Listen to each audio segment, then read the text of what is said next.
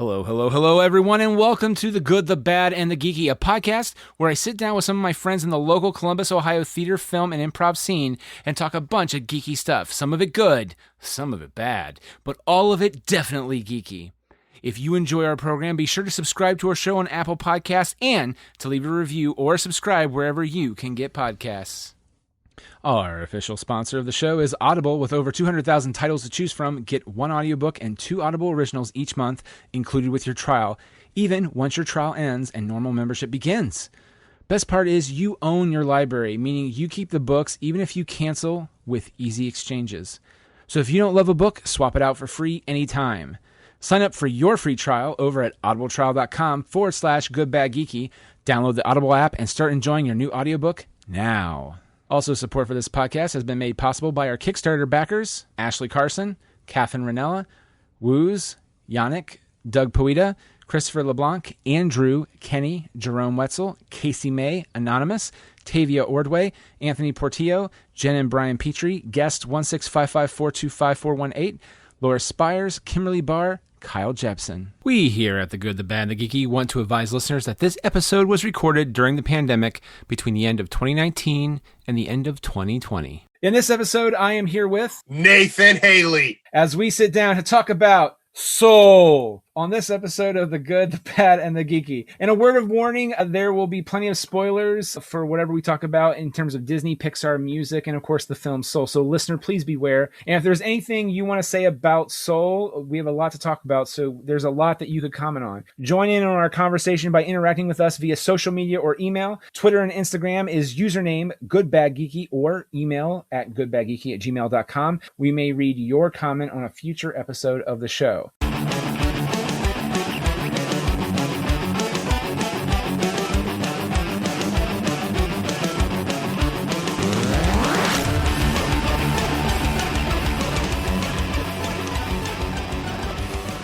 So in this episode, we're going to talk about Soul, the new Pixar Disney film directed by Pete Docter, and Kemp Powers is the co-director of the film. That is a cool name. It is actually a neat name. Kemp Powers is an awesome name. Pete Docter is the guy behind films like Inside Out, Up, and Monsters Incorporated. So I feel like there's a good track record here. But one of the big things about this film is the fact that it is directed, well, not directed, I should say, but there was direction involved. But it's also the first film with a lead in a Pixar film who's Black or African American, 100%. And I want to address this in a real quick second. But because Soul is such an interesting film, I just want to throw out there the basic plot, which is Joe is a jazz musician who hasn't really had his big break yet, which I think most of us creative types can on some level recognize and understand and sympathize. He's making ends meet while yearning to do what he feels deep in his soul. See what I did there? For Joe, though, that feeling is music. He loves music. He wants to perform music. And on the precipice, he finds out he has a big job performing music. Joe suffers from an accident. He dies falling down a manhole cover, and he's sent to somewhere called the Great Beyond before passing through what the team who made the film call Astral Taffy. Then he gets sent to a place called the Great Before. And from there, the only way he can get back is if he works with a soul named Number 22 who doesn't want to go to Earth. Soul 22 wants to stay there forever, but they come to agreement. If Soul 22 can get their spark, which will give them a pass to Earth, 22 will give it to Joe so he can go back to Earth and do his big break. And of course, in the process, Joe realizes what it's like to have a soul, to live, love, life, blah, blah, blah, blah, blah, blah, blah. So that's right away what the general plot of the movie is. And I skipped over some things because we'll probably talk about it. But something that Nathan brought up and I wanted earlier a little bit ago, I just want to get it out of the way, is Nathan and I are both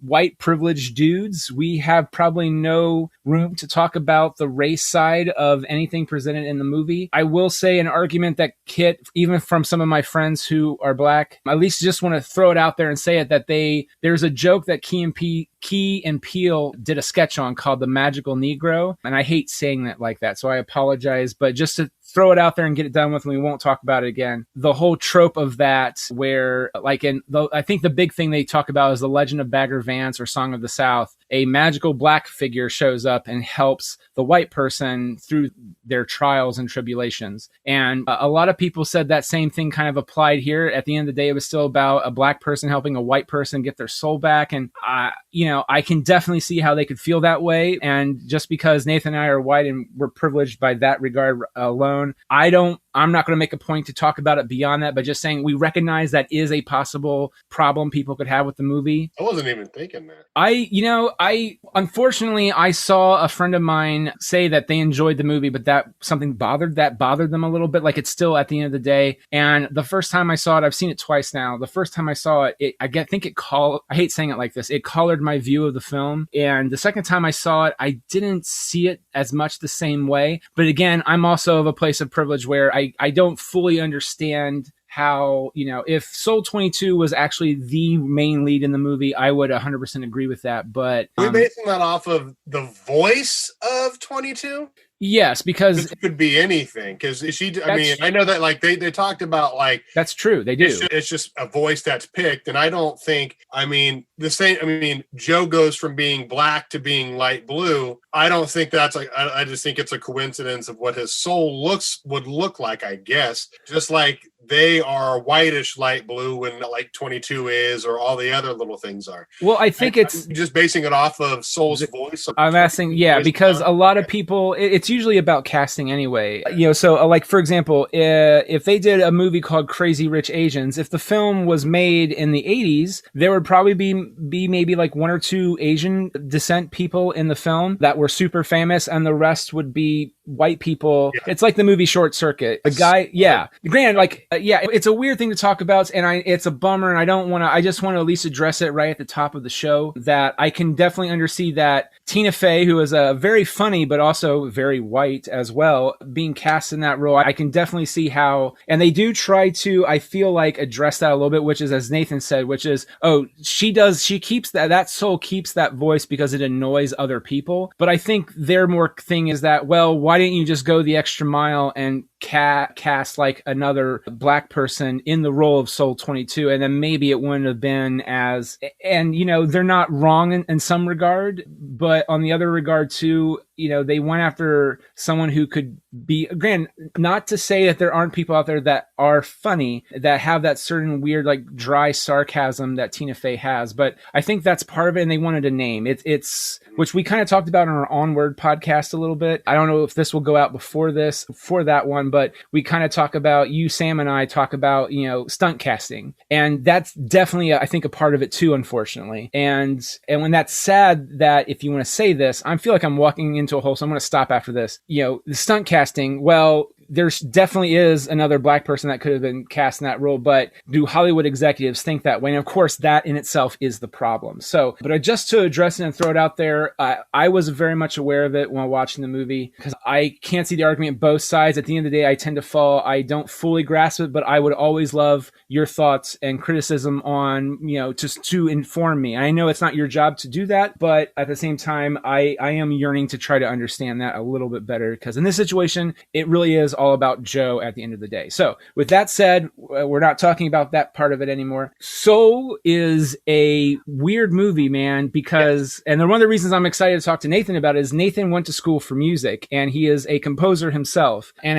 its whole intention was to ask big thought-provoking questions, and so like one of them is, for example, the afterlife, or anything based around that, or even before life. So like the afterlife, or no matter what your thoughts on religion are, the presentation of religion to most people at the end of the day is a man-made construct. And by that, I mean, if I was God and I showed Nathan, actually that's a bad example, because Nathan has a really good memory and he's very exacting. But if I went to somebody else that doesn't have a good memory, actually, let's go with this. Nathan's God. He comes to me. I have a horrible memory. That's a lot better. Yeah, exactly, right? And he just goes, hey, Nick, forsooth, I am going to bring down hellfire unless you deliver these 10 commandments, and yada. Also, all these other things that people really care about, think it matters, doesn't matter. Now go forth. I might not remember that last bit, and so then you're only getting a very narrow view of what was actually meant to be taught and told to other people. And so then you get into like, political stuff involved. Like the Catholic Church had, really shaped how the Bible is. And so there's all this and that stuff that makes it a lot more complicated. But at the end of the day, at some point, something's been written, it's been passed down by man, and man is fallible. But what are we getting filtered down from a human perspective? And in that situation, it's like a documentary. We're getting what they want us to hear or what they want us to take away from it. And usually what the Bible preaches and other religions preach is actually, it's just niceties, being nice and kind to other people, taking into effect others and how they feel and general cool stuff like that. But Soul takes a look at the thought-provoking questions of what happens when you die. When you're born as a baby, I've heard this from some newborn parents, or parents with newborns, I should say, that they're like, oh my God, the kid has a personality and it's not really mine, or it's not really my husband's, or vice versa. Or other times that they'll say that and then they'll change it to, oh, he's rambunctious just like you, but it's really not. Like they have their own weird personality almost right from the get-go. And then of course the other question is, what is the meaning of life? And that's hard. And I'm not going to lie, I don't think they 100% answered them, and I don't think they intended to answer all of them. They just, best they could, presented evidence to you as a viewer to let you take away from it what you wanted to take away. But like Nathan, if I had to ask you, what do you think happens when you die? What would be your honest answer? It's going to be depressing. I'll take depressing. It's because it's I just think we die. Yeah. I mean, I get it. My 7 or 8 year old, if I'm watching Ninja Turtle movie, just for example, just throwing something out there I haven't thought about in years, and I went outside and got hit by a car, I would love to, actually in the movie, you don't realize that there are kids on that ramp to the light. And it's like, I wonder if it was their way to show like all types of people die. Because you see that guy that's like, bro, or whatever, he gives a snack and you realize, oh, that's a kid. Like, oh, kids die. Yeah. Oh, wow. And again, you realize that. But anyway, if I were, 8 years old again and I got hit by a car or something, I would like to think that I would go to heaven, but honestly, I think we just go. Yeah. As somebody, this is ironic because it's like, I go to church, I sing, I love praise music, but as far as an afterlife, I just the concept of that, as much as I want it, I don't believe it. And what's interesting is that's kind of what's, a lot of people, and this is from my observation, a lot of atheists really love Book of Mormon because they say it's like, oh, it's Matt and Trey, the guys from South Park, taking religion down a peg. But at the end of the day, like you're taking the wind out of their sails, but they're kind of doing it. They're making a point though. If you have seen Book of Mormon, and if you haven't, it's in the song All American Prophet. Yeah, I love that song. It's one of my music. I love that. The words, like you listen to the words, you're like, oh God, like Asa de Eboy. Well, that's a very different. Well, just like you're sitting there, like, oh, you're like humming it to yourself, and then like 2.5 minutes into the song, you find out what you mean. Oh, bother. Right, and at the end they say, oh, well, something because Asa Diga means God, and then Eboy means what it means, and they changed it to thank you God, and I just can't remember what the other. They only do it once. Anyway, no, you're fine. Well, you're right. No, you're good. There's a part where it's like on the way to the promised land, Mormons made people mad. Joseph was shot by an angry mob and knew he soon be done. You must lead the people now, my good friend Brigham Young. And then Joseph has this moment where he looks up to the sky. He's like, oh God, why are you letting me die without having me show people the plates? They'll have no proof if I was telling the truth or not. They'll have to believe just, because, oh, that's what you were going for. They are making a point about faith is actually a good thing too. It's just that, it still is silly to those who just can't buy into it. And there's nothing wrong with not buying into it. There's nothing wrong with buying into it. I have this weird mode where I want to have faith, and I have a little sliver of faith that there could be something in the afterlife. But I'm with you though, Nathan. I'd love to go up there and party. Yeah. Well, I'd be like, oh, I just want that, because I don't know if there's a cartoon out there that at one point, like if it's had like more than 4 or 5 seasons, that has not done an episode about heaven or hell. Some even small version of it. Simpsons, Futurama, they've all done it. Futurama makes me want to die and go to hell more than anything in the world. I love Robot Hell. The music's great. The people scene, you go to, or like American Dad, there's a pig that like walks across and you just peel off your own bacon. And, I'm sorry, that's The Simpsons with Homer and Marge, one of the Adam and Eve episodes. And the pig just rolls over on his side and Homer's like, I want a rib, or bacon for you, chops. And, who doesn't want that? Or like, it's easy to glamorize one and belittle the other. And then you've got, movies or plays that, shoot for one or the other, and all are great, but it's just like, you think, and obviously even Soul has a version of what they think. The graphics, oh my gosh, the color scheme and the artwork that went into, and I don't know when you want me to start talking about the movie, but we're talking about it now. And you're ready. So, but just that transition of, this, everything's on the ramp, your three main colors are black, white, and blue. Blue are the little people, and everything else is, the black ramp, and then like the white light with, I think there's stars. With the star, I don't know. What you're talking about was like the big ball, and then I think it's stars. Well, that's the thing. You're not really sure, and I think that's kind of the point where it's kind of terrifying. And matter of fact, so when Joe dies, because he does technically die at first. Well, if you watch the special features, they talk about Joe does technically die when he falls, but then when he transfers over, he does kind of come back, but he's brain dead or whatever, just because his soul's... I'd agree with you that he is dead on the ramp because that's why they're there. Right. In my mind, I was thinking once he ripped the wormhole and fell to the... Beyond? Great before. Yeah, you're right. Sorry. So I guess and by the way, the music alignment to go with like just, I don't know, you call the picture change, the color change, I mean, it was great. I loved that transition. I guess you would call it purgatory because he wasn't going up, he wasn't going like down. Nowhere just seemed like to be the middle because nowhere leads you to earth. It almost seemed like he was falling through purgatory to go. But the music aligned. Oh my gosh, it had to be so hard to align all that, and it was just wonderful how they did that. I don't know, like a 15-second transition, maybe. Yeah. Just an epic. I mean, if that is, somebody out there is going to be like, no, it was 13, and I wouldn't be that guy. But I'm not right now because I didn't have time. Sure. But just wonderful. That transition was wonderful to that, I guess, the great before. Yeah, and what's interesting too is that what you're seeing is, so what's interesting is the film itself is, Pixar has done this interesting thing where they have two films at the end of the day that are about the artist in all of us, or the creative types. And, maybe it doesn't speak to everyone about, like it might speak to athletes in a different way, but athletes, that's their spark. That's like Joe has music, an athlete might have like sports, baseball, etc. I know you, I mean, I don't know how much you follow basketball. It's hysterical. Yeah. I loved that when she just I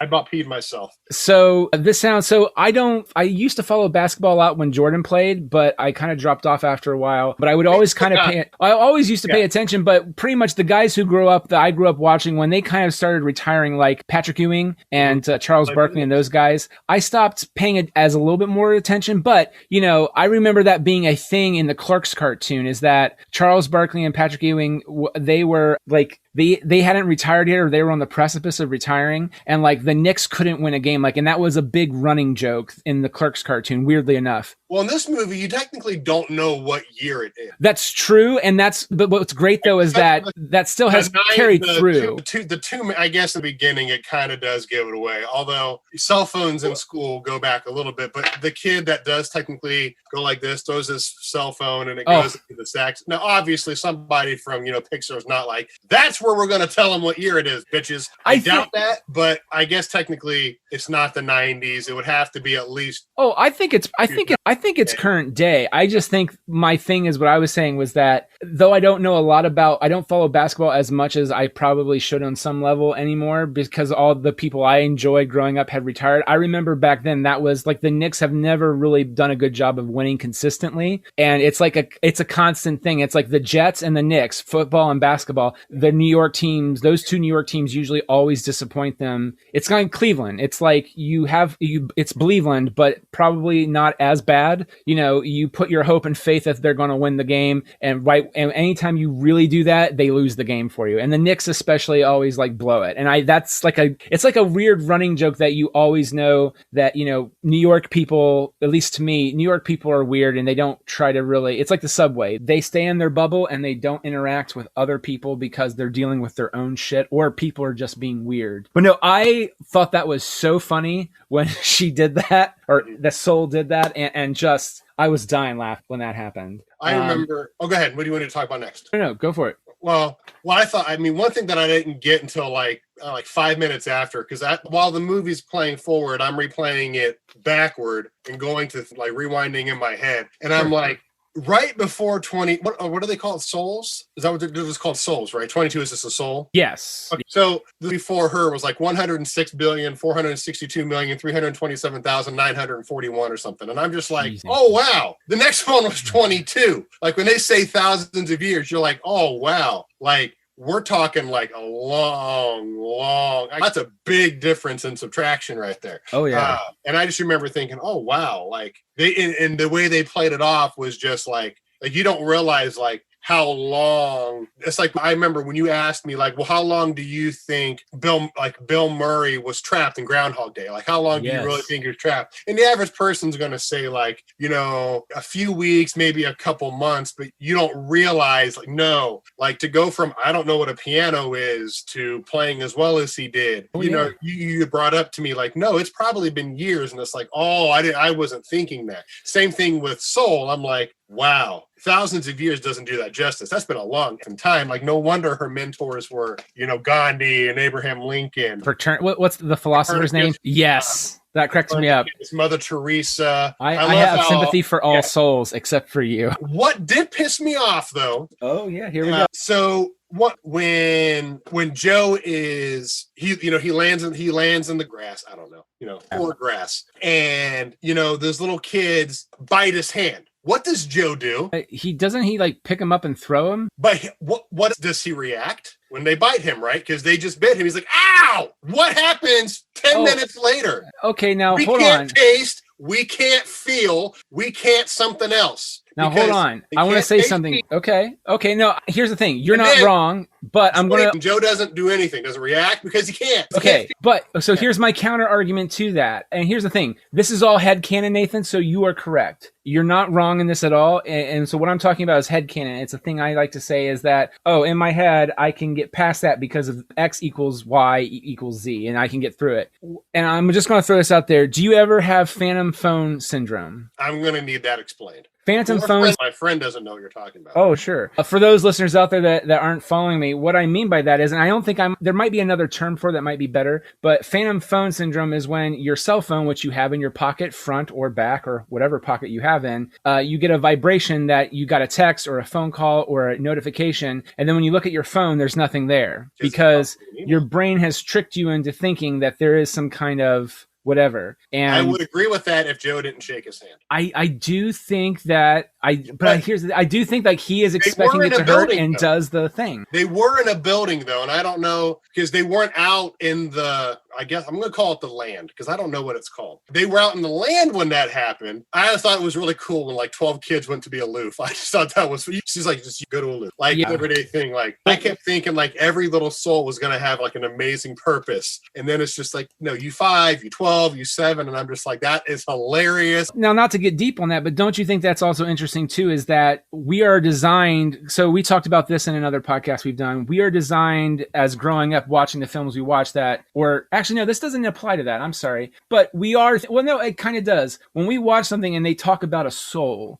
usually whatever soul comes up, it's important for the lead character. It means they're special. It means they're unique. It means that they're in a bit of a different thing than everybody else. And quickly off the bat, what you just said is true in that every soul, like, it's not just like every soul is unique and purposeful. Like, it's going to, like, it's not, you're not going to get a bunch of Mother Teresas, is what I'm saying. And by default, we are trained in the movies we watch and the TV shows we watch and the stories we read, etc., that we could possibly be expecting that all of them could be that. But the fact is they're not. So when the fact that they're all aloof, which I think they do a callback to that in the middle of the movie, right? Where it's just like, we really got to stop sending people through there, which I thought was really, just really funny. But I mean, that's something that's interesting in that is that the film, that's what I'm saying. It asks some of the questions, but it doesn't really give you an exact answer. Like I'm right now doing headcanon on the idea that, you know, each soul is unique. And even though it might not do, you as a soul may not do everything that you think you want to do. I guess in terms of the context that Joe in 22, I won't even say 22 that Joe thinks. Joe wants to be a musician. he wants to perform. It's in his blood. He feels it's in his soul. And the fact that he died before he gets a chance to do that,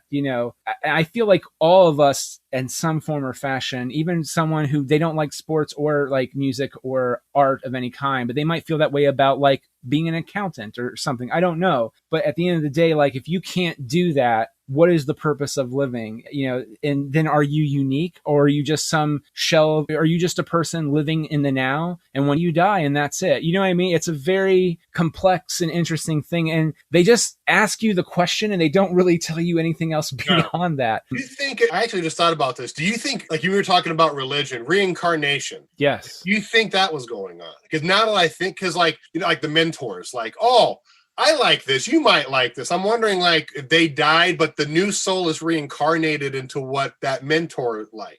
I swore there was a line where it's a very subtle line, but I thought one of the Jerrys, that was really funny, by the way, the Jerry. Yes, it was so good. Like Jerry's voice was so unique. I love Harry's voice. I love that. It's creepy, but it's also not threatening at all. Okay, so this is a weird thing I caught the second time, but why are they all Australian or British except for the guy in the film? It's almost like they were doing a nod to Phil Hartman in The Simpsons. Like you have like all these Australian English people speaking as the Jerrys, and then during the U seminar or whatever, they have like the short film that precedes it, and it's like, "Hello, everybody, I'm Troy McClure," but it's with an American. Yeah, it was such a bizarre. I mean, just the Jerrys and Terry in general. I don't know, like in the theater world, you call it a play within a play. It was like their animation, but in another animation. Yeah. Because the way they look, I don't know how to do that, but would you agree? Like you have the animation of Soul, right? You have like what the characters look like, the background, everything looks like, that animation world. And then you had the Jerrys and Terry with like, I think the Jerrys were like, I don't know, like light pink and dark pink. And Terry was like, I don't know, like light blue and dark blue, something like that. But just the way they moved and stuff, it just looked like, I don't know if you call it animation within animation. I just thought that was really I will go a step further than that. I would say there are three animated movies. Okay. There's not really, but like you could say there are 3 animated movies, because if you look at the souls, when they're in the great before, the great beyond, whatever you want to call it, the souls all look similar. They have like a tealish blue. They're translucent, but they're not. They look like they're fluff, but they're not. There's a lot of,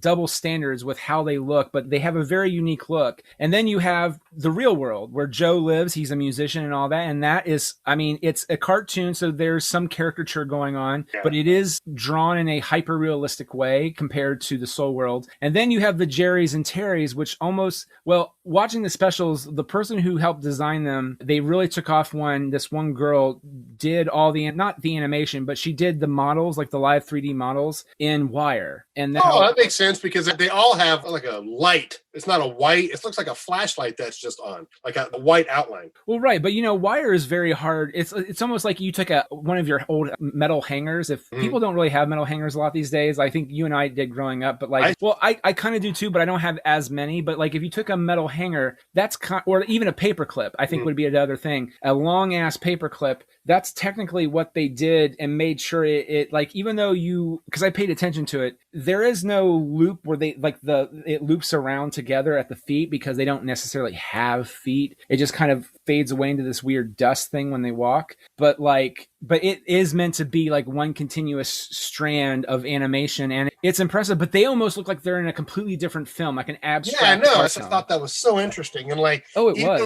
When I'll call her Jerry 1 turns into, they're all Jerry, same Jerry's like turned into like a bus, just like the sound of that transformation. I was like, that was spot on. It's like, because like she talks about how, I could show you my true form, or I could show you my true voice, but blah, blah, blah. Yeah, no, I really enjoyed just the art alone of the film was just transcendent in terms of it's something we've never seen before. And, the film just alone if Owen, to kind of answer a question you were saying earlier, Nathan, and we kind of got sidetracked, but you were asking about reincarnation. There is a line I thought that was kind of it was a throwaway line at first glance, and I picked up on it both times I watched it, where they talk about, I thought they said something along the lines of, well, when you come back, or you know what I mean? It's a very quick line from one of the Jerrys. And I think they make a point to not directly reference religion at all. necessarily. Or if they did, like that's their way of encompassing everything, that there is a possible reincarnation, but there isn't, but there is. Like, it's like hell. They never say there isn't a hell. Also, can I just say, I like Quiet Coyote. I thought that was really funny. Oh, all right, Quiet Coyote. Married to a teacher. I think I would still find that enjoyable. Now, I will say, I don't want to rat anybody else, but maybe my wife, who's a teacher, practiced doing that before she realized, no, I feel silly doing this, so I'm not going to do it. But she thought about it. Because she's like, Quiet Coyote, I don't think I can do this. But what do you think about, yeah, oh, I forget what they're called, the spirits that are so self-absorbed they can't be helped? They're lost souls. I loved that concept. I wasn't thinking like when like Joe and 22, like, they walk through the little box, they, get out there to find, the guy that's on the ship, that's the eccentric guy. I mean, I can tell you literally everything about the guy, but anyway. Moonwind. They, and then you see that thing. My first instinct was 22 was trying to take Joe to like the outer limits, maybe to the end of the great before, to the end of the great before, and they were like the protectors, like, no, that's why he was chasing them. I didn't realize I was completely caught off guard that those were actually souls that feel like they don't have a purpose, or they're so self-absorbed that they can't escape the reality that they're in, and then they become that. I just thought that was genius. I like that. No, I did too. Now, I do have a question, and I didn't pick up on it until the second time I watched it, but do you know that, how do I want to say this? So most lost souls are kind of stuck in their own, the concept that it's shown to us is that they're kind of stuck in their own world because they're lost. But why do you think that when they first show up in that plane, that one soul of the broker went after them and started chasing after them? Why do you think that is? When like 22, for example, was running away from them versus going after them. Say it again? Okay, so like when Joe and 22 first go up to that area and they see the lost souls, 22 is like, shh, be quiet. And he's like, what is that thing? And it turns and starts chasing after them. Oh, my guess would be jealousy. Okay, because they're a clean. Never saw, like I said, I don't get stumped very much in movies anymore. It's like, I was up to bat and, I'm supposed to be, playing basketball. Like that's how far I wasn't even in the right sport. But because I was kind of wondering that after I watched it, because I'm like, well, why would it chase them? Why wouldn't it just stay where it's at? Like it feels like it has no worth. When you feel like you have no worth, you're not exactly, other people aren't worth it. Like, why does it even acknowledge? And like, as eye gets bright, it's like, well, what does it even care? Why is it exerting this effort? And I just thought maybe because he saw another soul or because he saw 22, it was the jealous factor. Or the other thing is because inside the lost souls are all and again, the animation, oh my God, all the when you can see inside one and you can see what 22 sees at the end, that I have a feeling that what the broker himself, I don't think ran after him at all. I think it was all the broker's feelings of self-doubt that wanted to push them away. That's the only thing I could think of to wrap my head around that. Now, so this is what I was thinking. Drawing a stupid circle in the ground in 5 seconds, you're healed? Fuck that. The concept of drawing the thing in the sand, I thought was cool, but I still don't understand like how a human did that to somebody they don't know. Like, is Moonwind, is he a god or a deity? No, so I'll get to that in a second. I will just say about the lost souls is that sometimes people who are negative like to draw other people into their space, and that's the only thing I could think of why a lost soul would do that. Whereas at least that makes sense too. That particular lost soul is that when you're a broker, you want to get people and I don't know. That's the only thing I could think of. Yours actually sounds a little bit better. Well, I spent a lot of time being depressed, and when I saw that, I'm like, oh crap, that's me. Sometimes I'll just zone out. I'm like, oh, I bet that's what that guy did. And then I loved of course, the adult in me is like, man, all that money went into those monitors, and now they are gone. It's sad as an adult. You're also going like, I would love to do that, but I'm too concerned about. I would have loved to have that setup. Oh, well, yeah, to have the setup. I would like to not get charged by the company that I work for, probably Charles Schwab or something, and get billed by the company for doing that and then destroying my coworkers. Like, not only do I know I'm fired, but I have to pay you back on that. Like, as an adult, there's a part of me that, like, I get the joke. It is actually really funny. And I get the significance of what they did for him. And that's fantastic. But as an adult, I just do like, it's the magic, it's Disney. Well, here's the thing. I was just like, it would have done the same thing if they would have done a similar thing, as he would have shown up and be like, well, F this, and just like knock some shit down. They would have done the same thing. It's just, I think they maybe took it one step a little bit further, because animation you can for the sake of the joke, but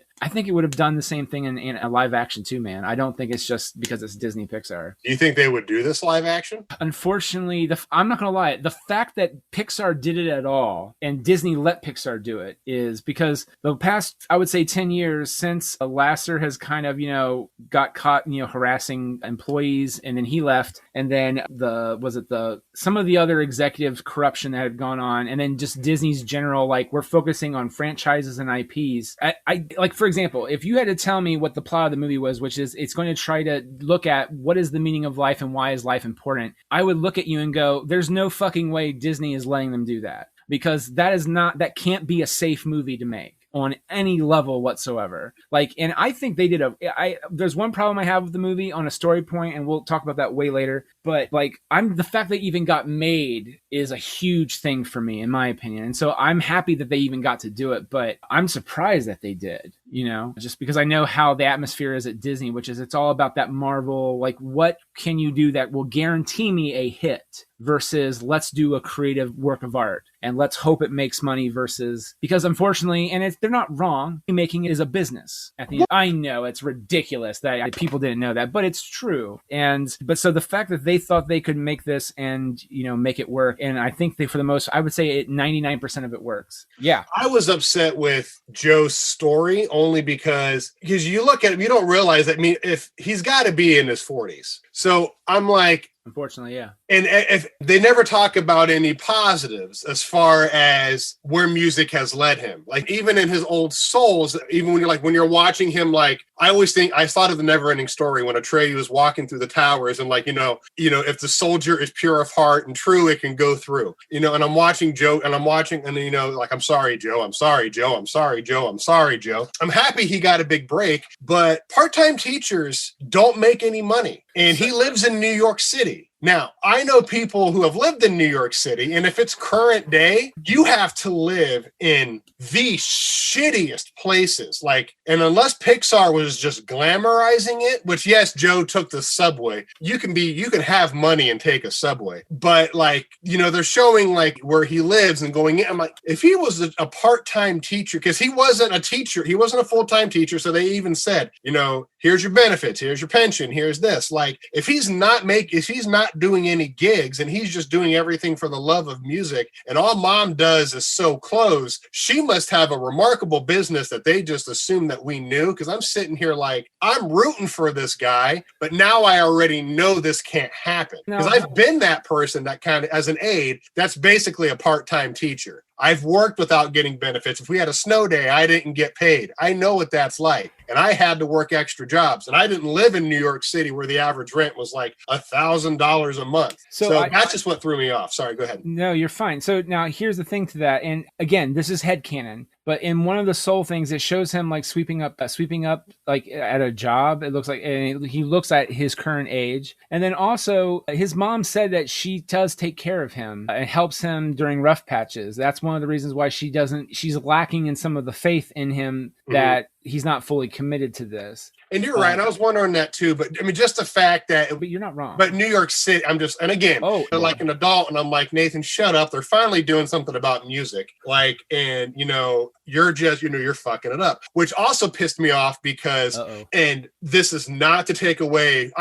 First off, I really hope all the music was actually performed. I really hope they didn't do a Hans Zimmer thing where like you think the person's playing the piano, but it's not a real person. I really hope it was a real person. I didn't watch all the credits, so that is my fault. So nobody out there be like, well, watch the credits, you tall fuck. I get that. But like the music that he was playing when he was getting lost, the style wasn't jazz. I like how they meshed it in with jazz, like an infusion with classical. Like, I wish they would have talked about Joe being classically trained and then falling in love with jazz. Like, he learned how to play more of a classical style because, the sextuplets, the septuplets and all that, and then adding the left hand, that is so hard. And you have to be lost in that moment. And the person that wrote that music, and the fact that Joe was playing the right notes, he wasn't conducting right. Oh, the school part pissed me off. If Joe's been teaching for 40 years and he can't, I forgot where I was living, sorry. And he can't fucking realize how to conduct a 4-beat. And I know Joe does. It's the person that animated it, because there's a point where he's not conducting the right beat, but the kids are on, and he's like, the music part, he goes and he gets into jazz. He does. He brings it back and gets into jazz chords. And then they even show, what I love is they showed his fingers almost doing a Thelonious Monk style, where how piano players, one of the first things you learn is I don't know, I'll call it bear claw. I don't know what you call it. I just tell my kids to curve, pretend like you're holding a softball. You curve your hands a little bit. I mean, not that scary, but you kind of curve them. Thelonious Monk did this. Like, his fingers were just straight. And you kind of see Joe kind of doing that when he kind of gets part of it. He does that a little bit. And then part of it goes into the curve. And even if they didn't mean to do it, it's just something I saw. I liked that they were combining that, but I wanted to hear more about his background, because just saying, I love jazz. Jazz is great. I just thought that belittled. I know they didn't mean to. No, they didn't mean to. This is a personal thing. I just thought it took away from the beauty that was Joe and the beauty of his music, because with the little girl, there was no doubt in my mind that she was going to grow up to, do something more with jazz, because her jazz trombone. Oh, and first off, to anybody who fucking plays trombone, okay. So there isn't enough. You would have to, boom. First off, your slide has to be ready to fucking go. And I've never met a middle school kid whose slide was ready to go. But this kid launched, please. Well, now see, I know, again, magic. It's not magic, Nathan. I really don't think it's magic. I think you're just trying to say, oh, it gets a pass because it's a kid's film. And that's not... It happened like that. We've all done it. Well, yeah, but here's the thing, Nathan. There's a lot of people that don't play music at all or have any concept of that. This is just my little grade. Well, that's fine. But can I also point out, too, that I'd like to point out, this is not a movie for kids. Not really. It has some stuff in there for them, but this is not for kids. A lot of people who I know have kids that have watched it that are youngins, not of teen, middle school age. They're getting bored and they're turning it. They don't want to watch it because, it's about real people until they get to Soul World, the Great Beyond. No one really. See, that's true. But I go back a little bit. I got a horrible memory, not horrible. It's just a weird memory because I don't think about it. I got memories of being back in middle school and high school band with our band teachers, of just the opening when they're trying to play the Disney opening title. You would have had, so for you, it would have been more like Mahaney? I had Mahaney in high school, and then I had Mr. Stevens. None of you people know these people, so I apologize. But he went to London and taught band there. But because it used to be Mr. Stevens, Mrs. Stevens, or Miss Stevens, sorry, and then high school was Mr. Stevens. He did the marching band too and concert band. Stevens left after they cut music that one year. Yeah. He left. Stevens then did all of middle school, and then I think she did band. No, there was no band to do that year. But then the next year, that's when they got Mahaney. Was my freshman year was when they got Mr. Mahaney. But just the idea that you give them a new piece of music and it just sounds god awful horrible. And I really do hope that they got real teenagers to try to play that opening song. Oh yeah! Oh my gosh! That was classic. I hope so too. In fact, I thought oddly enough it was an arrangement that they were playing in that school right at that moment. Well, it was meant to be. It was meant to be because he even says the line. He's like, you know what, that ain't working. All right, let's try something different. And then that's when they do the song that you actually open up, and it's Joe teaching. And I loved the Dorothea, minor character, but such an impact. The person I hope the drummer was real. I hope the upright bass player was real. I hope obviously the saxophone player. Oh my gosh. I hope it was real. I hope it wasn't just somebody with a fancy, I bring up Hans Zimmer because he's got millions of dollars into sound effects. He doesn't anytime you think Hans Zimmer is using somebody live or a live, he's not. Yeah, that's Crimson Tide, for example, the Navy hymn at the end. I'm like, no, they're singing. You can hear it. That's even fake. I think computerized. So I'm hoping they're using real musicians because I think that would be a big slam to, I mean, the jazz community that they couldn't find people. So anyway, character, I loved her sass. The drummer talking about inspiration, because I've had students come up to me and be like, "You're the reason why I stayed in music," and that touched me. I mean, the whole movie did, and all the music was great. Even like when the boat is sailing through like the purple sand, I forget the titles, but like you get a hint of like 70s music, and you kind of you pick up what's his Whirlwind, Soul Wind, Mighty Wind. You kind of get a sense of who he is based off the music that's playing as they, in the movie, it's only like 5 seconds that they're really traveling, but who knows in the actual realm itself. But anyway, I thought all the music, the atmosphere it created, just wonderful. Oh yeah. And by the way, to answer your question, Angela Bassett, who is more of an actress, but she has done she does Dorothea Williams. Angela. Oh, okay. Yeah, she doesn't play saxophone, I don't think, in real life, but I do know that person that played is phenomenal. In real life, she is a Broadway singer, but not a musical in that regard, an instrument. So what was it like to see somebody actually play the saxophone well? It was fantastic. I am impressed when anyone plays the saxophone better than me, which is pretty much everybody. Oh, and Questlove from The Roots was Curly, the drummer. Oh, really? Okay.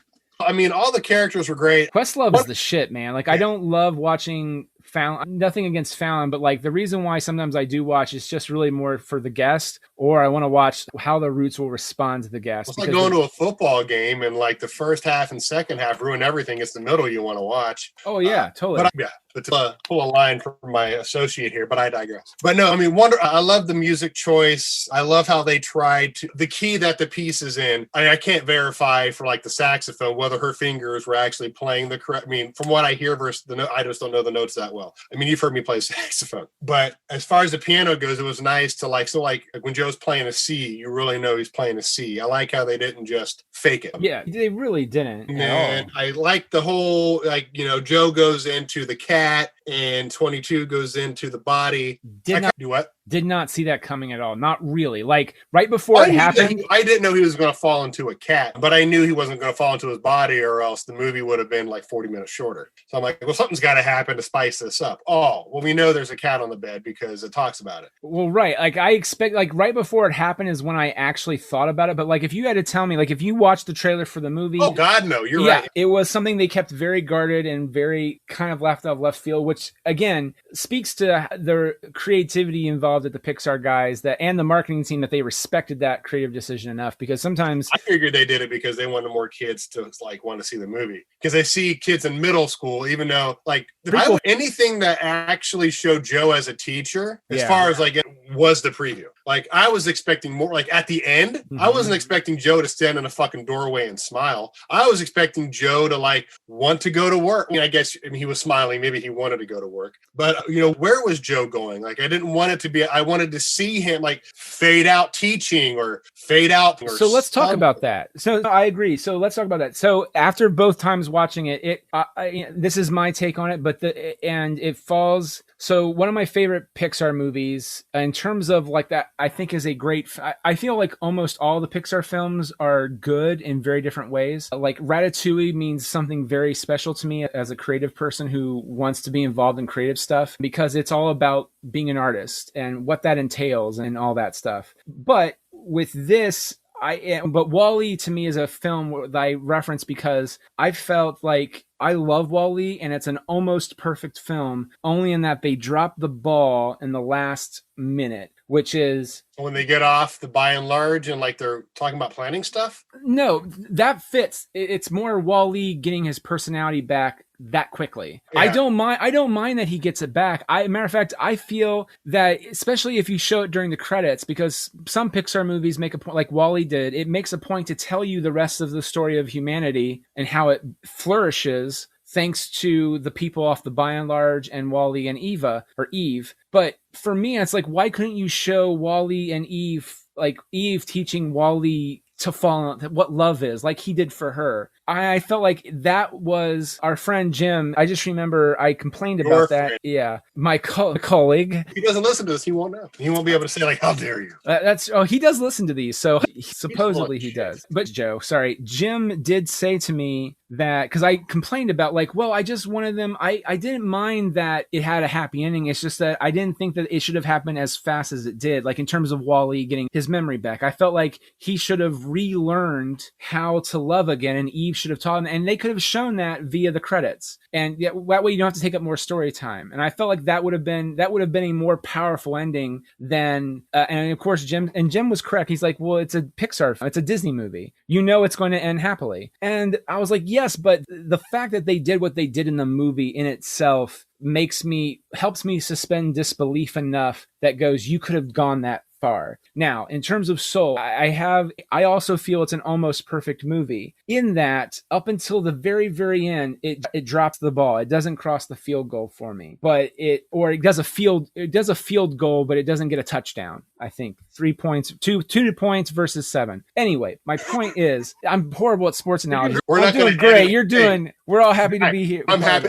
to be a part of this. I should have worn my shirt. You suck, Nathan. No, I'm kidding. It's fine. It's fine. I wore it lifting. I love it. That's awesome. I'm glad you enjoy it, man. No, you're fine. Almost perfect. It's almost perfect. The thing that bothered me, and this is purely from a storytelling point of view, if they didn't seem to make a point about it in the movie, I probably wouldn't have cared, but they make a point to make it very clear that even though Joe's passion is music, he tends to be, in spite of himself, a good teacher. And I don't know if it's because you as my friend are a teacher, my wife is a teacher, I have other friends who are teachers. I don't know if this is what bothers me, but even from a storytelling point of view, if you introduce Chekhov's gun, or like you and I have talked about before, you introduce in stories something multiple times, they're going to bring it back around. Yeah. And they've mentioned multiple times, like technically he teaches 22 what to love about life. He had to do it in a completely different way, but he did it. He taught the one girl, I forget her name already, I said it earlier, the trombone player. Yeah. He technically, even though 22 did most of the work, he did that.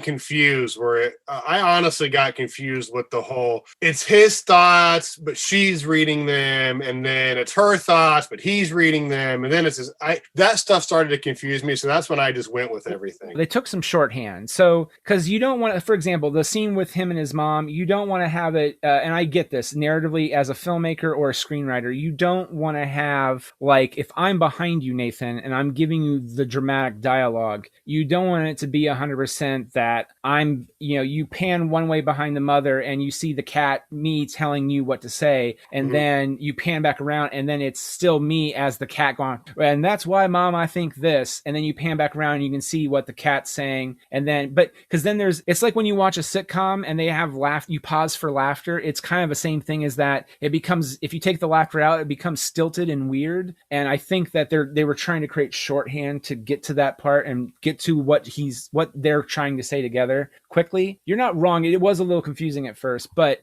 in terms of they kept talking about, like, Curly, the drummer. He's like, look, man, you taught me how to drum, and you're maybe what I love. You're why I love drumming. Like, and matter of fact, right before he goes back down, it's like, what are you going to do? Are you going to teach? And he's like, I don't know, but whatever I'm going to do, I'm going to live. And I felt like, look, he doesn't, like, why can't you be a teacher and a musician? Like, why didn't they show, and granted, maybe that's super mega happy ending, and I know what they were going for. They're going for that he's going to live, it's kind of like Scrooge, Ebenezer Scrooge. He's going to live life living life to the best of his ability, whatever that may be, teaching or being a musician for Dorothea Williams's band quartet. But it felt a little hollow, and it was mildly disappointing because you introduced Chekhov's gun by kept saying, like, you're a really good teacher, like, oh, thanks to you, like, oh, thanks, Mr. G, like, whatever, and then they don't officially go in that direction. And the fact that you're still telling a story at the end of the day, it just felt like the story wasn't fully done. And here's I understand the other level of it too, which is like, hey, I get it. Kemp and Docter as directors want us to walk away going like, we need to live like Joe should live, which is we are now going to live life each day to the fullest And maybe what we think is our spark, maybe not necessarily isn't the spark, but that's the problem. That if that's the message, they don't follow through on that last bit. And that's what kind of bummed me out. I kind of wanted to see where 22 went. I almost thought 22, like before they sent Joe back, I thought 22 was being sent back to be Joe again. Because obviously we knew that obviously the souls can go. I mean, we knew 22 could already go in his body. I thought that it was a metaphor for change. Like I thought 22's purpose was, I thought 22 at first represented Joe's separation from his current reality. Like not thinking like 22, because 22 doesn't think, like, you know, I don't want to go back. Joe doesn't, maybe the fear of not being good enough because he talks about, losing a lot. And then I found out I was wrong. I had not much to do with that at all, if anything. But then at the end, I'm like, well, shit, maybe I was right. Maybe this was all a thing in Joe's mind. And 22 is now going back and it's Joe excited. Like, you know what? No matter what happens, I am finally at peace. I'm going to just do what makes me happy. And it's up to us to figure out what makes us what happy. That next chapter is, because we don't see the next chapter. Pardon the cliche. No, I get it, and I agree. I think fine, but then Joe goes back. They're like, "Oh, yeah, you son of a bitch, we liked what you did." Because apparently you're the only one in the, for centuries or however many hundreds of years that's been like, oh, this sucks that I'm dead. I should change it. Apparently he's like one of only two that have ever been like, I shouldn't have died. Like, which is bullshit. Because if there is an afterlife, I guarantee a person that slipped and fell and had their head run over by a car, which has happened, I bet that person would be pissed if they have their memories. Like, oh, that's a shitty way to die. Well, oh, well. Anyway. I agree with you. Well, and again, they're trying to, like, the question they're asking is, do you believe in the afterlife and what happens when you die? But that's not, the question is, they use that as a springboard to ask the question, what is life all about? And the answer they kind of give you, but they kind of don't give you, is that doing whatever makes you happy, as long as it doesn't hurt other people, I think would be the addendum, because they don't officially say that part, but I think that's the common sense addendum would be,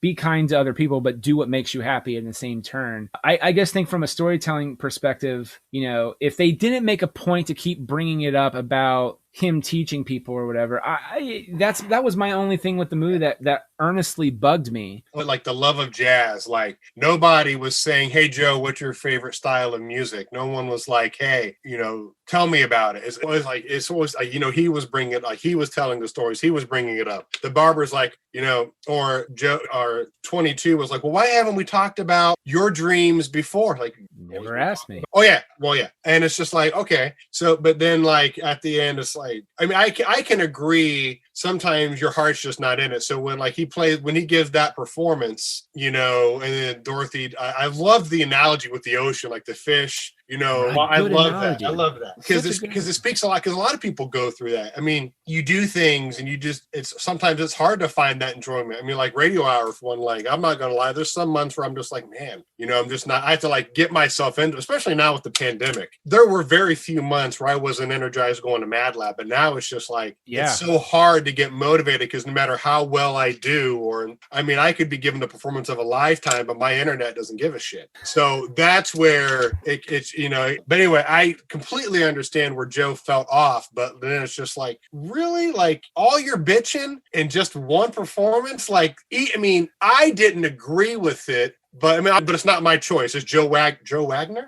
Joe Gardner. That's close. I got the Yeah, you got the suffix. Go me. And you got the Joe. So that's sometimes I don't even get. Could have been Jerry, and it's like I don't fucking know. But anyway, it seemed out of place for his character. But then again, I'm not Joe. So maybe it was the realization that at his age he was just happy to do it. I thought, yeah. Well, let me ask you as a teacher, do you feel that kids today are somewhat coddled in the fact that they can achieve anything they want? That's kind of, because especially like in elementary, everything is praise, and it's like, well, if you can be anything you want to be. And I've always had this problem, like when I worked with younger kids, it's like, well, no, they can't. You can't be. It's like the idea of that is great. Like if a kid comes up and tells me they want to be a doctor, I will do whatever it takes. But my dad said that I can be a princess. Well, no, you can't. Of course, and I guess I have to say say this. Yes, there is a 1 in how many 3.5 billion women on the planet. 1 in a 3.5 billion, I just picked a number, where you will find an actual prince in real life who doesn't care where you're from and will marry you. I guess. Yeah. But when they're like, I want to be a mermaid. No, you can't. Like, I mean, the science isn't there. You want to go be an actor and go to Marvel and they can make you a mermaid digitally, go for it, you know, or this or that. Like, I hate that. Like, we can't be more honest. Well, I guess my reason for asking that is that, so this is my take, and this is what I do understand how Joe feels, and I wish, because I only had my parents to talk to about it, and no offense to them, I don't think they were expecting me to say that. So I'm a larger fellow, and I was not popular in school, not really. Like, I was in high school, I became, in my sophomore year, that kid who, like, everybody knew, but I didn't really belong to any real group, unfortunately, even though I had fooled myself into feeling that way. I really wasn't. But in 8th grade, my 8th grade year, I remember I got the lead in You're a Good Man, Charlie Brown. And all the media I consumed, my parents, other people, other adults, they'd always told me, like, if you work hard and get this one thing that you want, you know, your life will just work out. Like, you know, you will, it's like the end of the book. You get, like, I want that role. I will become popular. I was just like, I don't feel any different. What do you mean? And it's my parents. God love them. God love Dave and Judy. They just didn't know how to respond to that. And it was not a fun conversation. But it was just more like, I don't understand. Like, why do I not feel popular? I thought I would just feel popular and people would love me and this and that. And it's like, well, no, you're still you. Like, you know, nothing has really changed. Just your perception of what you thought was going to happen has changed. And unfortunately, so I kind of completely get how Joe feels in that regard. Like, you get the big quartet, you perform it, and you do great performing, or you feel great about your performance. You might not have been great, but you feel great about it. You can only assume he did. You can only assume because they didn't really show him playing. That's true. But you got to the point where the head honcho of the group says you did a good job. That's really good. And so then you feel good about it. And then you just get this wave of like, well, I did it. Yeah. Oh shit. This is weird. Why do I feel this way? And it's a weird feeling, man. And I think that was the first time that I really understood that life isn't a John Hughes movie or any movie. It's not any movie. And I mean, I knew that, but like, I started to realize that we're being sold a line of shit. And realistically, it's okay to enjoy the shit and go, yeah, that's cool. And you know what? We could be that, but there's a good chance that we might not be either. And that too is okay. And then how do you find happiness within that? Yeah. I just wanted to throw that little fun, sad, depressing story out there. Okay. So to wrap this up, the one last thing I wanted to talk to you about, Nathan, we kind of touched on it back and forth, was the music. And that's one of the reasons why I really wanted to do this with you, was because I know, because you're a composer, you've composed tracks for Radio Hour and some stuff for me and other people too. You're a wonderful writer, but you know music. So some of the things that you've talked about before, you've made passion, I was holding off on mentioning it for you, was, do you know who Jon Batiste is? He did the jazz composition and arrangement for the film. Now, what's interesting about that is there are technically two sets of composers on the film. Jon Batiste did everything that is happening in real life. So when Joe is playing piano, matter of fact, you know how you mentioned how he has his hands flat? That is actually modeled after Jon Batiste when he plays piano. So I was going to say, because they credit with Thelonious Monk with being one of the pioneers of that straight finger style, because it was just so uncommon. I wonder if Batiste, if he modeled that too. Okay, it makes sense. Well, no, so two things happened. They were saying that they wanted, because they said, look, we're going for realism here, but we also understand too that the way we're caricaturing Joe as a character, he's kind of long and lanky. Mm-hmm. And so they made a point to make his fingers a little bit longer than they probably should have been, but they really wanted to focus on, and they just noticed that when he would be playing, that he also has really long fingers too. It's great for a lot of great pianists do. Oh, I forget his name, and my teacher was going to smack the crap out of me. Oh, what was his name? Oh, I hate names in music. It's John? Anyway, no, this goes way back. Oh, wait, I got you. I have 13. I can reach 13 white keys. Okay, that's not, I can reach 13 white keys. I forget who it was. What's his name? I don't think it's Sergei Rachmaninoff, or it might be. It may not be. Okay. But one guy has 18. I mean, imagine a piano. I think the width of a key is like an inch or like a little over an inch. But like, again, 13, this guy had 18. And it's just amazing how some people like just how big their hands are versus their body. And so it made perfect sense when I noticed that with Joe, the length of his fingers. And then the music he started playing and how just smooth it was. I mean, that had to be hard for animators to do because it even looked like like it's one thing to draw like, oh, here's a C, here's an E, here's a G. But the dynamics that were played, like when you're listening to the music, like it sounded like he was playing a mezzo piano or so. It sounded like he was playing tenuto. And it visually looked like it, which I assume is very hard to do. Yeah. And like how his left hand was added in and how that midground and background correlated. It's like, oh, that's exactly how a piano player would do it. And that's the exact movement that most would do. And that's where I was thinking more classically trained because his muscle and body movement looked like classically trained. And then he went into the more jazz style. But he's a music educator, so he had a minimum of 4 years of school, regardless of if he's teaching part-time or not. Right. He still went to college before. So all those styles were, I mean, as somebody who's gone through music school, you learn that. I had to learn about jazz, about classical, Baroque, I mean, all that stuff. So anyway, I liked I mean, it gets overdone with like marimbas and vibraphones and xylophones, anything that almost ends with phone except for sax to create mystery. So like in the great before, marimba, xylophone, fucking, vibra. It's like, you get it. I mean, it's still good. I have no negative music qualms with this movie. I love how they sunk the animation with the music I loved it. I will say, throwing out there, just so we can properly praise them. So John Batiste did all the stuff in the real world. He composed it. The person who arranged and composed the music for everything that takes place when he dies, he goes to the great beyond, the great before, and all that stuff. That was actually done by Trent Reznor and Atticus Ross from Nine Inch Nails. Really? Yeah. I mean, I don't know who they are. I know the band Nine Inch Nails because my sister, I won't say her name, but my older sister and my second oldest sister, because back when MTV used to stand for music television and not what it is today. Amen. So yeah, that's interesting just to think about like their music. And I would never, that's awesome. Yeah, I loved that. Now, what about, so obviously when Moonwind, get it, Jim Beam, when Whiskey is sailing through, that was real music. That's, I think, Bob Dylan, I think. Yeah. It feels like Bob Dylan. So, yeah, but even like actual songs, that's not the right word. Score? I don't know.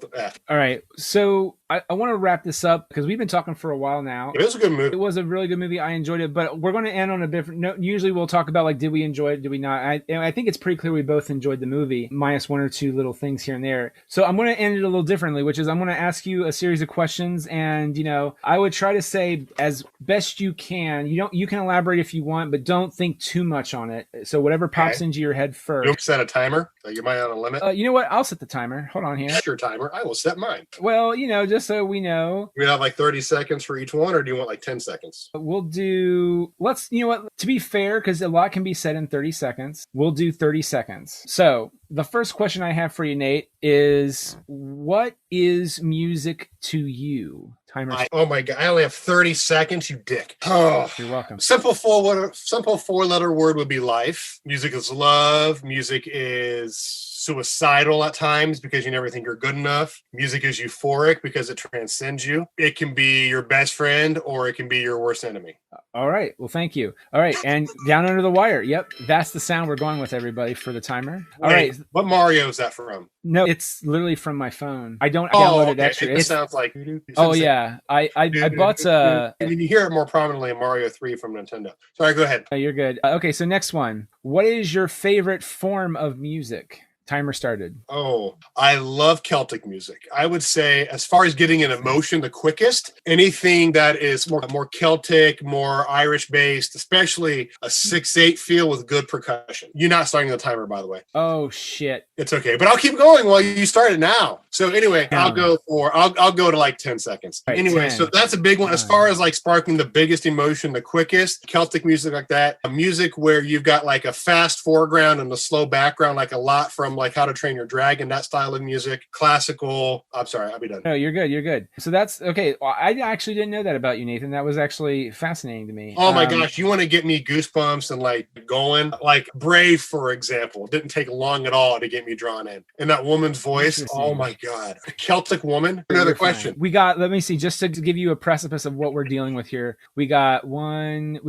two more questions, and technically the second one is like a twofer, so technically three. So okay. No, you're fine. What is your favorite piece of music? Don't have one. Go ahead and stop it. I don't have one. I have a lot of music that I enjoy. I've never had a favorite piece. I would say the only piece I can't listen to without crying is Schindler's List, the theme from Schindler's List, because that violinist is iconic. It is so hard to listen to that and not get emotional. Okay, well, so technically, I don't even have to ask that next question, Nate. You've already done that, which is, if there is a piece or a few pieces of music, instrumental, with lyrics, doesn't matter, what moves you on a deeply emotional level? And you answered that. So, I mean, the theme from Schindler's List, the Navy hymn at the end of Crimson Tide, anything that's, I mean, there's a lot of minor music does it. There's a song that, I forget what it's called. Ask me if you have any other questions. Ask me, and I'm going to look up the song while you ask me. We'll just do this. I'm going to ask. So to answer my form of the questions too, so I can be fair. In terms of what music is to me, I'm going to say you pretty much hit the nail on the head. But using John Batiste words from one of the specials I watched on Soul is music is expression, it's healing, emotional,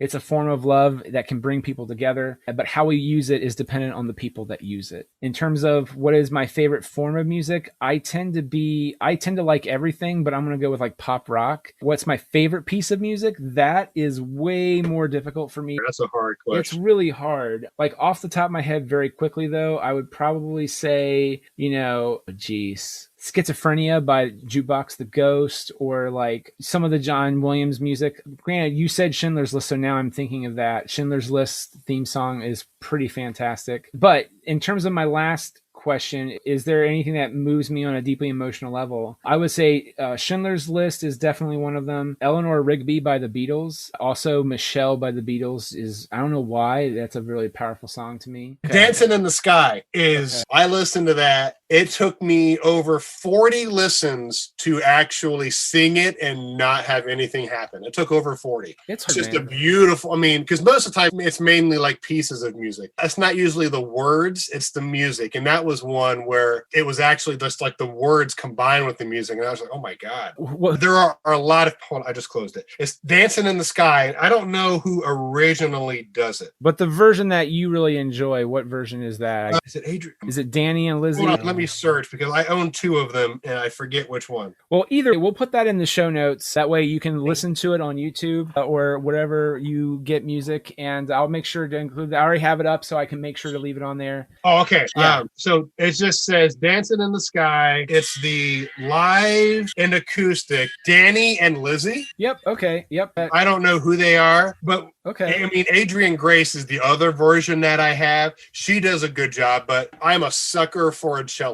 If you want to see a giant man cry, if it has a cello in it and it's playing half notes or whole notes, fuck, I'm gone. Vibrato, I'm out. Thank you, Nathan, for looking that up. I'll include that in the show notes. Thank you all for listening to our very in-depth review of the movie Soul. And my rambling. I ramble too. I ramble all the time. The whole show is built about me rambling. So you're perfectly viewers. fine. That's amazing. I meant that respectfully. It came out wrong, but I am surprised when I have downloads myself. So, but in any situation, thank you for downloading and listening to the show, making it this far. Thank you for Nathan, and of course, thank you whoever made all the fine people at Pixar who made Soul. It was, even though whatever misgivings I have about the film, there are very few, and I am very pleased to have watched it and look forward to watching it again down the line. So, thanks everybody for listening.